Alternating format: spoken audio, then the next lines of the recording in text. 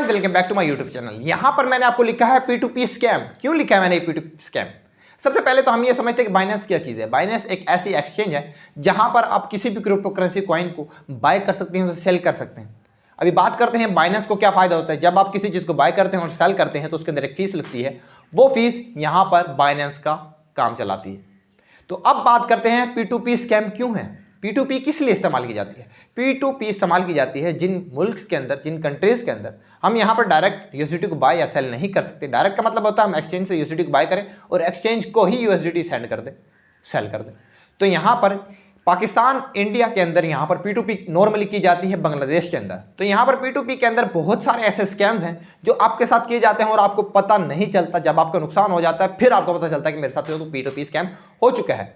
तो यहाँ पर हम डिस्कस करेंगे कि कौन से P2P स्कैम्स हैं और उनसे हम किस तरीके से बच सकते हैं। यहाँ पर मैं आपको बेसिकली दो P2P स्कैम्स के बारे में बताऊंगा। सबसे पहले यहाँ पर आपको बताता हूँ उस P2P स्कैम का जो कि बहुत कम होता है मार्केट के अंदर, और हो सकता है आप लोगों में से किसी एक के साथ, दो के साथ, 10 के साथ ये P2P स्कैम हुआ हो। तो यहाँ पर हम शुरू करते हैं अपनी वीडियो। तो पहला जो P2P स्कैम है बाइनेंस के अंदर, वो सिर्फ बाइनेंस के अंदर ही होता है। यहाँ पर तमाम एक्सचेंजेस के अंदर P2P इसी तरीके से की जाती है, लेकिन एक स्कैम जो मैं इसको पहले लेके आ रहा हूँ, क्योंकि इसके अंदर सबसे पहले यहाँ पर P2P फ्लैश यूएसडीटी किए जाते हैं।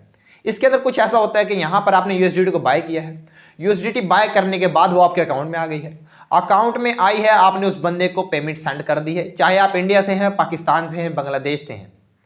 आप उस बंदे को पेमेंट सेंड कर देते हैं, वो आपके मुल्क का ही बंदा होता है जो P2P करता है। आपने उसको पेमेंट सेंड की, आपके पास यूएसडीटी आ गए। जब आपके पास ये यूएसडीटी रिसीव हो जाते हैं तो फिर क्या होता है, फिर ये होता है कि 2 दिन या 10 दिन के बाद आपकी जो यूएसडीटी थे वो आपके अकाउंट से गायब हो जाते हैं। अकाउंट से गायब किस तरह हो जाते हैं, ये सिस्टम किस तरह वर्क करता है। आप टीम से बात करते हैं फिर भी सोल्यूशन नहीं है। मैं बताता हूँ ये किस लिए हुआ है। ये असल में हुआ है कि आपने जो यूएसडीटी रिसीव किए हैं वो एक स्कैमर से रिसीव किए हैं, और उस स्कैमर के खिलाफ बहुत सारी रिपोर्ट्स इस टीम के पास गई है, इस एक्सचेंज के पास गई हैं, चाहे वो बाइनेंस है या कोई भी है।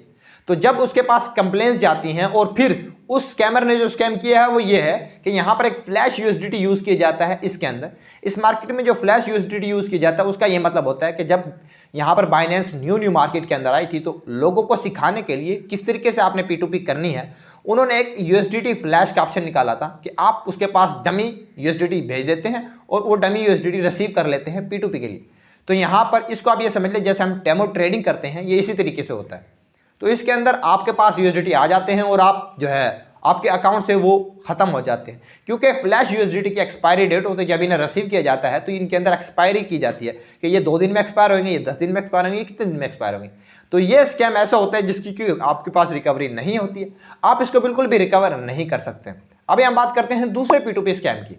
दूसरा P2P स्कैम जो इस मार्केट के अंदर बहुत ज़्यादा हो रहा है वो है यहाँ पर डिस्प्यूट P2P स्कैम, और ये तमाम एक्सचेंजेस पर हो रहा है, किसी एक खास एक्सचेंज पर नहीं हो रहा है। मैं यहाँ पर आपको बाइनेंस पे सबसे ज़्यादा मार्केट है, दुनिया की सबसे बड़ी एक्सचेंज है बाइनेंस, तो मैं आपको यहाँ पर बाइनेंस की मिसाल देके बताऊंगा कि ये किस तरीके से किया जाता है और इसका सोल्यूशन क्या है, आप मार्केट के अंदर इससे किस तरीके से बच सकते हैं।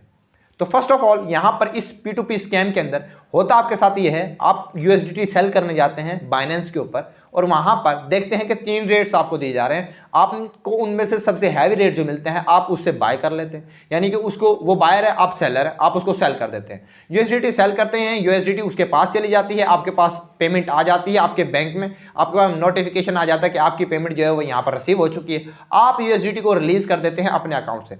यूएसडीटी रिलीज होगी, ऑर्डर कंप्लीट हो गया, अभी असल मामला शुरू होता है। 2 दिन बाद, 1 दिन बाद, या जैसे आप पैसे ट्रांसफ़र अपने अकाउंट से करते हैं तो यहाँ पर आपके पास बैंक का नोटिफिकेशन आता है कि आपका अकाउंट जो फ्रीज़ कर दिया गया है। अभी ये फ्रीज़ किस लिए किया गया, आपने बैंक से मालूमात दी तो आपको पता लगा, आपको बैंक बताता है कि जो अमाउंट आपके पास रिसीव हुई है वो अमाउंट थी एक स्कैम, मनी लॉन्ड्रिंग अमाउंट थी, और वो उन अकाउंट से आई थी, तो इस वजह से आपका अकाउंट जो है फ्रीज़ कर दिया गया है।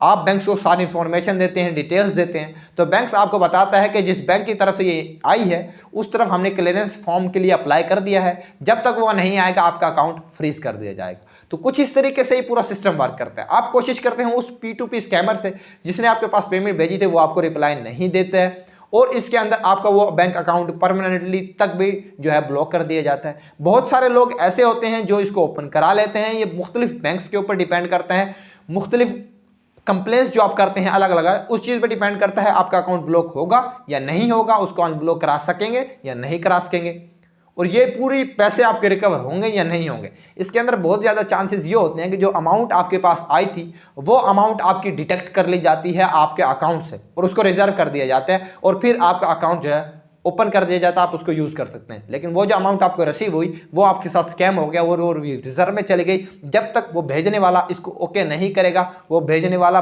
मेंबर बैंक उसको ओके नहीं करेगा, आपकी पेमेंट ओके नहीं होगी और आपके अकाउंट में नहीं आएगी।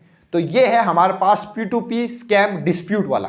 ये स्कैम मेरे साथ खुद 2 दफ़ा हो चुका है। यहाँ पर मैं आपको 2 स्क्रीनशॉट दिखा रहा हूँ, ये मेरे साथ खुद हो चुका है और इसका सोल्यूशन अभी भी मैं ढूंढ रहा हूँ, क्योंकि इसके बाद तो मेरे साथ ये P2P स्कैम नहीं हुआ, क्योंकि मुझे उन चीज़ों का यहाँ पर पता चल गया कि इन चीज़ों से किस तरीके से बचना है। तो यहाँ पर वो चीज़ें मैं आपके साथ भी शेयर करूँगा। स्टेप 1 आपने यहाँ पर क्या करना है, कोशिश करनी है, कभी भी लालच में नहीं आता। जब भी आप जो है किसी भी एक्सचेंज के ऊपर, मैं आपको बाइनेंस का बता रहा हूँ, फिर बता रहा हूँ कि बाइनेंस में मैं इसलिए बता रहा हूँ क्योंकि बहुत सारे लोग बाइनेंस ज़्यादा यूज़ करते हैं।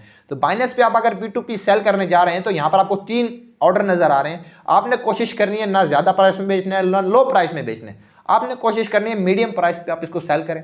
मीडियम प्राइस पे सेल करने का मतलब ये है कि जो स्कैमर होता है वो कोशिश करता है आपको ज़्यादा वैल्यू दे, वो कोशिश करता है आपको बहुत ज़्यादा प्राइस दे ताकि आप उस पर क्लिक करके उसके पास जाएं। तो आपने मीडियम पे जाके उसको बाय सेल करना है।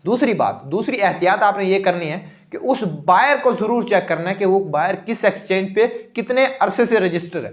यहाँ पर मैं आपको एक स्क्रीनशॉट दिखा रहा हूँ, इस जगह से आप जो है चेक कर सकते हैं। इस डॉट पे क्लिक करेंगे, बायर इन्फॉर्मेशन हर ऑर्डर में होता है। जैसे आप ऑर्डर ओपन करते हैं तो ये बायर इन्फॉर्मेशन वहाँ पर आपको नजर आती है, आपने इसके ऊपर क्लिक करना है और बायर की देखें नीचे डेट ऑफ जो है रजिस्ट्रेशन यहाँ पर आपने कोशिश करनी है कि किसी ऐसे बंदे से डील करनी है जो 3, 4, 5 महीने पुराना हो।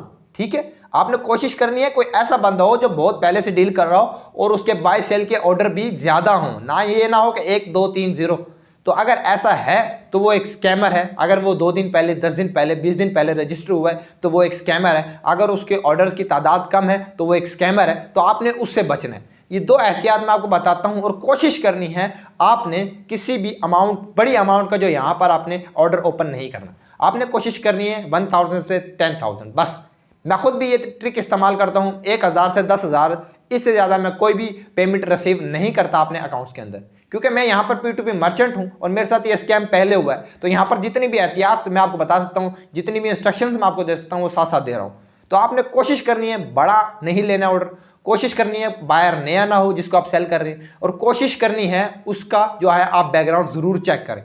ठीक है, इससे आपको पता लगता है। और यहाँ पर इससे एक और अच्छी मैं आपको देता हूँ कि आपने कोशिश करनी है कि किसी ऐसे बंदे को सेल करें जो आप जिसको जानते हो, जिसके साथ आपकी पहले डील हुई हो, या व्हाट्सएप पे जैसे कि रब्ता हो जाता है। जैसे आप किसी भी एक्सचेंज पे करते हैं तो उसको व्हाट्सएप पे स्क्रीनशॉट वगैरह भेजते हैं, कोई आपको पता हो कि हाँ मैंने इसके साथ डील पहले से की थी तो अभी दोबारा भी डील कर सकता हूँ किसी ऐसे बंदे को। या फिर लोकली अपने इलाके में किसी ऐसे बंदे को देख लो जो बाय सेल करते हैं, आप फिजिकल उसको जो है अप्रोच कर सकते हैं। तो कोशिश करनी है किसी ऐसे बंदे के साथ डील करें ताकि आप P2P स्कैम के डिस्प्यूट फ्रॉड से बच सकें।